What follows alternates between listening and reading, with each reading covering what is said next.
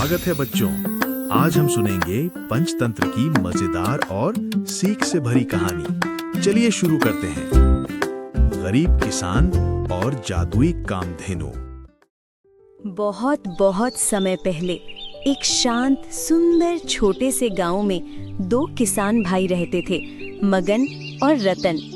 गांव में मिट्टी की सुगंध, सुबह की चहचहाती चिड़ियां और हवा में घुली हुई सरलता सब मिलकर इस जगह को बहुत खास बनाते थे।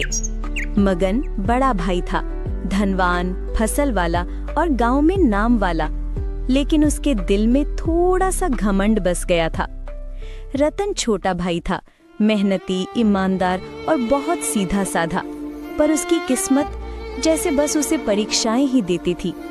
रतन सुबह से शाम तक खेतों में पसीना बहाता, धूप में जलता, बारिश में भीगता, लेकिन उसके खेत बार बार सूख जाते, फसलें जैसी उससे रूठी हुई लगती। फिर भी उसकी आंखों में एक छोटी सी चमक, उम्मीद की चिंगारी हमेशा जलती रहती थी। एक दिन थका हारा रतन अपने भाई के पास पहुंचा और बोला, भाई थोड़ा बीज दे दो, मेरा खेत बच जाएगा।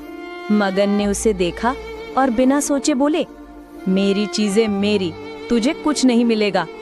इन शब्दों ने रतन का दिल जैसे चीर दिया, लेकिन मजबूरी बड़ी थी, इसलिए एक दिन उसने अपना छोटा सा खेत भी मगन को बेच दिया। उस रात रतन अकेले चांदनी रास्ते पर चल रहा था। थकान उसके पैरों में थी और दर्द उसके दिल में। उसकी आंखों में एक ही सवाल था कि कब बदलेगी मेरी किस्मत। तभी उसके घर के बाहर एक अजीब सी सुनहरी चमक फैली। धीरे धीरे वो रोशनी तेज हुई और उसके बीच से प्रकट हुई एक दिव्य गाय, कामधेनु। गौ माता आप? रतन, तुम्हारी मेहनत, सच्चाई और धीरज से मैं प्रसन्न हूँ। अब तुम्हारा हर दिन सुख और समृद्धि से भरा होगा।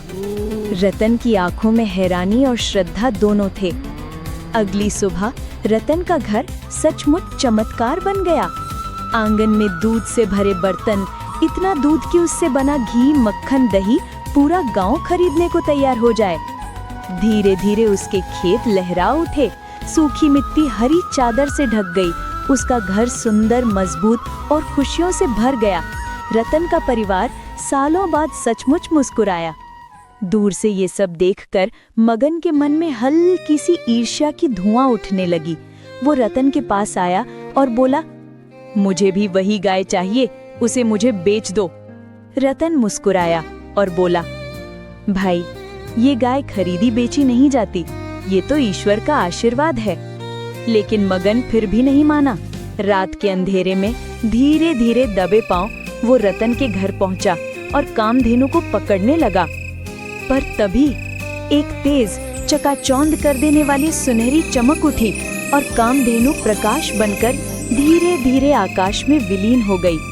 सुबह होते ही मगन की आंखों में पछतावा था। वो रतन के सामने आया और बोला, रतन मुझे माफ कर दो, मैं लालच में अंधा हो गया था।